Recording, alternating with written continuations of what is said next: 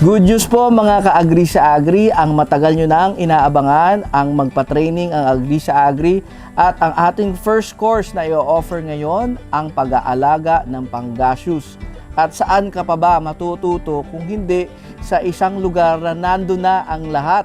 At nandito po ang kanilang restaurant, makikita nyo naman ang bagong setup, sila po ngayon ay nag-grand opening na. Special delicacy, syempre, fresh catch sa katabi lang mismo ang kanilang panggaseous farm.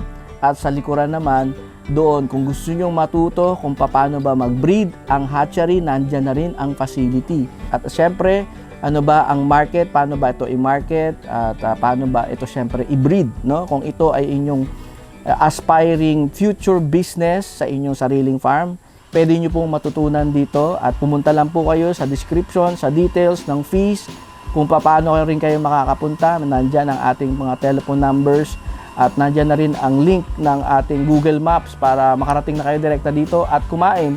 So ang inyong package na babayaran ay sa training fee at the same time yung maghapon na inyong tanghalian, merienda, iba't ibang klaseng dish ng panggaseous matututunan nyo na rin.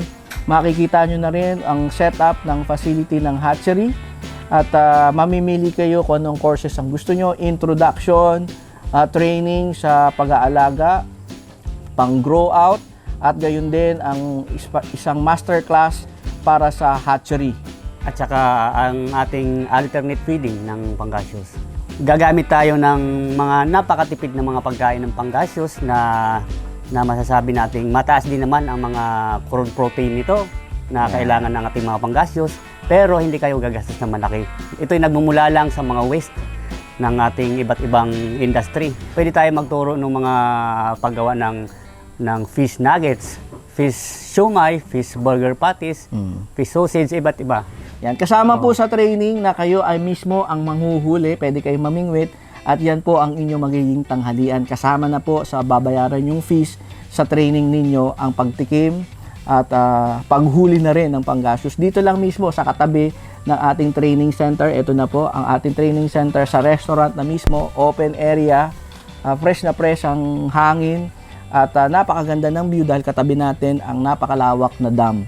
So mag-enjoy po kayong pumasyal dito sa Mount Arayat at syempre matuto.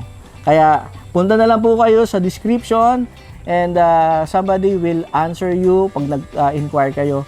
We will make sure na magiging maayos, and of course, kung hindi nyo naman alam papunta dito, kung galing kayo yung Visayas, Mindanao at ibang lupalop ng Pilipinas, we can meet up somewhere and mag-convoy na lang tayo papunta dito sa Mount Arayat.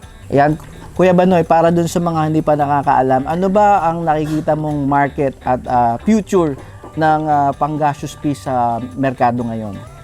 Sa Pilipinas, kilala na rin ang ating panggaseous. Sa experience ko, yung aking mismong mga sinusuplayan ng fingerlings, ako na rin ang kumukuha at marami rin, hindi tayo nawawalan ng mga buyers dito.